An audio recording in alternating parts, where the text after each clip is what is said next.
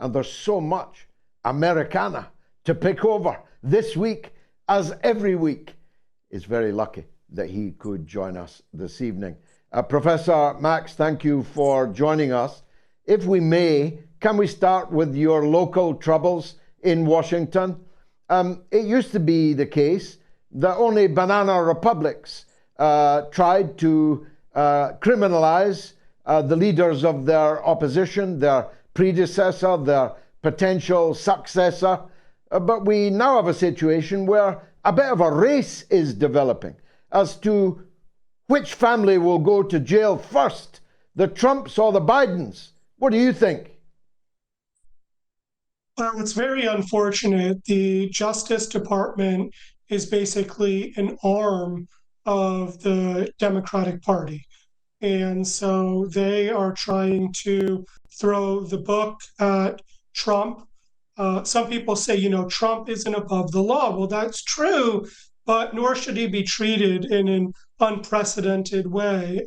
Trump is presently the front runner on the Republican side by a lot. The governor, Ron DeSantis, who, was expected to be a fiercer challenger, but polls show that Trump is very much on top. And so Biden and the various agencies and the media and even the Justice Department are doing everything possible to put Trump in prison.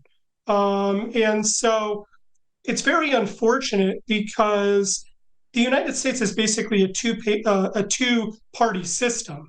So about 50% of Americans are Republican, equal number with Democrats. And so one of the main legacies of the Trump administration has been the backlash against it.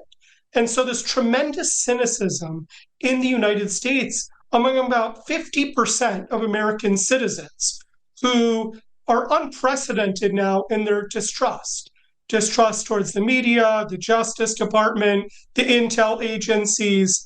And this is really no way to run a democracy. No, although to be fair, if I may, I'm not all that fair to him, usually. But this predates the election of Donald Trump because they began to try to criminalize him before he even sat down in the Oval Office for the first time. They invented the Russiagate hoax precisely to delegitimize and, if possible, dethrone the president of the Republic before he even got his feet under the desk. Yeah, that is a fact. That is not, just a claim. We can see, you can see this, your viewers can see this if they wanted to research this, that you could see the letter actually from John Brennan to Obama warning that Hillary Clinton was behind Russiagate, that she had come up with a strategy that Trump was in cahoots with Russia and that they were colluding, and this actually preceded his election. And from the moment he was elected, that basically became a mainstream view, which was perpetrated by all of the instruments of power. And so the entire Trump presidency was a conspiracy theory against him to implicate him for colluding with Putin. They said that the Russians had all sorts of compromising material on him, that there was this alleged P-tape where prostitutes had, urinated on him. It was completely made up. And not only was it made up, but a good portion of Russiagate was actually funded by the Hillary Clinton campaign. And it was reported as fact. And then the various impeachments against him were all intended to overturn the 2016 presidential election. And there are major lasting repercussions in terms of the health of the American polity, even beyond those 4 lost years. I'm telling you, the establishment has lost about 50% of American citizens. They no longer really trust all of these major instruments of power, and they shouldn't. You're too young to have lived through it as I did, but this all knocks Watergate into a cocked hat, you know. The offences of the committee to re-elect the president, properly named Creep, to re-elect Richard Nixon, who broke into the Watergate building and set in motion a chain of events that destroyed the presidency of Richard Nixon. That had nothing on the story that you have just adumbrated, never mind the story I'm about to move on to. I mean, just a normal American who, is average in terms of smart, who follows the news, in a way, you really can't blame them because there are just so many, quote unquote, authorities which have spun, this tale. And then these people, they're just normal citizens, they have friends and they have family, and all of these people are the recipients of all of this misinformation. So you have huge portions of the American public, they might be perfectly well-intentioned, and they have absolutely no idea what's going on. Now, it's unseemly to try and put your chief opponent in jail, to be sure. But at the same time as they're trying to do that, they seem to be brazenly, I would say recklessly, defending the son of the president, indeed the president himself. So it's a kind of double whammy. They're trying to criminalize Trump whilst keeping themselves out of jail for levels of malfeasance which make the eyes water. Yeah, I mean, that's 100% correct. What we know for sure, this is not speculation, is that when Joe Biden was vice president, he made a major initiative to coerce the president of Ukraine to fire the prosecutor who was investigating a very shady company called Burisma, which was paying the Biden family, $10 million. And so this was a direct Biden intervention in Ukrainian politics in order to enrich his own family. And that's terrible, but it's also almost funny in its irony, because Trump was impeached the first time for meddling in Ukrainian politics in order for them to investigate the allegations, which I just told you turned out to be totally substantiated. And so the Bidens say, oh, yes, we were involved in the firing of this prosecutor, but it wasn't because Joe Biden was profiting in a corrupt way from Burisma. But the problem with the Biden argument is that their own business partners, right? These aren't like GOP operatives. These are the Biden's best friends and business partners say that Joe is lying, that in fact, Joe was on the phone about 20 times speaking or at least listening in to these conversations about how to send money to the Biden family. Now, that is a very important issue of corruption, but it is simultaneous to massive Joe Biden support for the Ukraine war, right?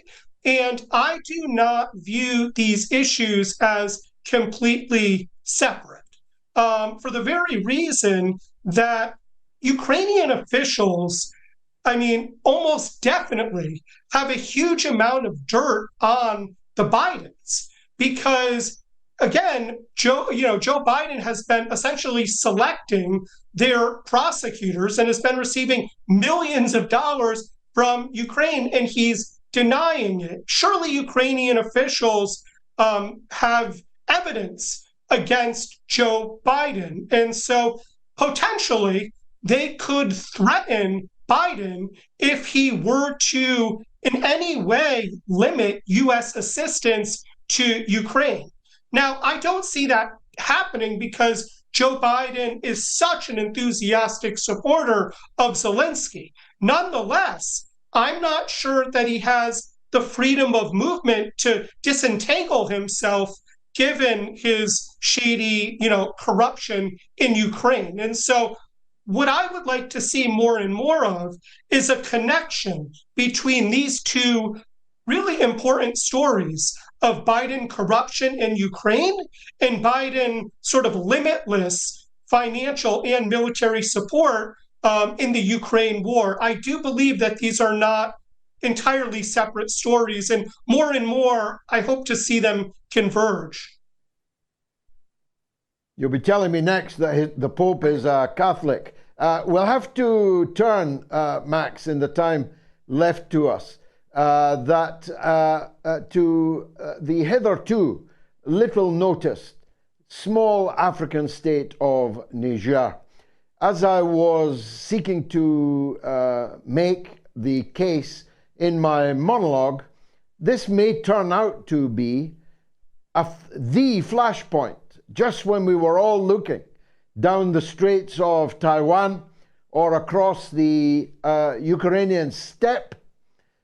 We now have shaping up a superpower battle over the uranium riches of Niger.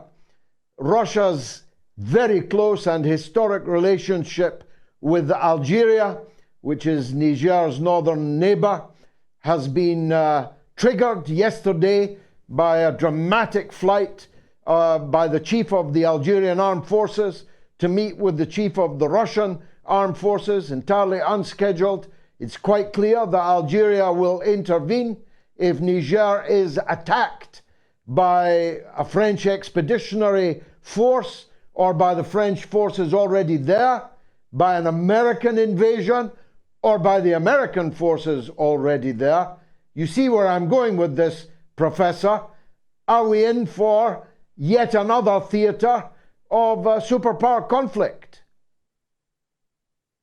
I wouldn't be surprised at all. I follow what you're saying. I think that what you have here is you have two very powerful nuclear countries who are really engaged in brinksmanship. The situation in Ukraine is a US-led proxy war against Russia. And increasingly, we are seeing attacks inside Russia. Now, we can dispute, what is the definition of terrorism, etc. But for Russians, that sure looks a lot like terrorism. You have drone strikes going off in the capital, in Moscow. And just today, I read another report that Zelensky is going to get more long-range, capability to increasingly attack deep inside of Russia. More and more, this is going to harm Russian civilians. And when you have a situation that fraught, what's going to emerge are potential flashpoints. And any of these flashpoints could serve as tripwires to, for example, expand this war by, having Russia, attack a NATO country, invoking Article 5, then the gloves really come off. I see a number of potential tripwires which worry me. The situation with Poland could be one of those tripwires. The situation in Belarus could be a tripwire. The situation with shipping could be a tripwire. And now what you're suggesting, and I haven't heard anybody else say this, but you're probably right, that situations in the so-called global South could also be another tripwire. And it's one of the reasons why escalation is so dangerous, because there's so much pressure. And, we're not clairvoyant. We can't know for sure which tripwire is going to be the one which is really going to escalate things out of control. And that's precisely why I've been in favor of negotiations for a really long time, trying to find some kind of off ramp to alleviate tensions, and so there aren't so many different avenues for a nuclear escalation, World War III. Mr. Nolan's film Oppenheimer is packing them in this week. Do you think the audiences and the public in general have any idea that today's nuclear bombs are 1,000 times more powerful than the one exploded by Oppenheimer and ultimately over Hiroshima and Nagasaki? Oppenheimer is probably the biggest movie in the United States. And the fact that it's being shown around theaters all over the country at exactly the time where high-level Russian officials are saying, look, if this Ukrainian, so-called counteroffensive is successful, we may have to use nuclear weapons. You would think that, the millions of viewers would put the two together and say, look, this is a strong argument for de-escalation. Look what happened in Hiroshima and Nagasaki, and today's weapons are orders of magnitude, even bigger. But that's not the conclusion that people seem to be drawing. The American officials are downplaying the possibility of a nuclear outcome in this war. They want Americans to believe that the United States can continuously ramp up its support, its quote unquote support for the Ukrainian side at no risk, and that Russia is unable to escalate any further. And I believe that that's the most dangerous assumption of the Ukraine war. It is true that Russia is fighting very hard and thousands of civilians have been killed in Ukraine. But make no mistake, Russia could escalate more in Ukraine. It could kill many, many more civilians than it already has. And this war can expand. It certainly can expand within the region in Belarus and Poland. And if that were to happen, it could result in a World War III. And nuclear usage is not something that we should at all rule out. So I do believe that the Oppenheimer movie is extremely timely, but it's not being interpreted in the way that it should be.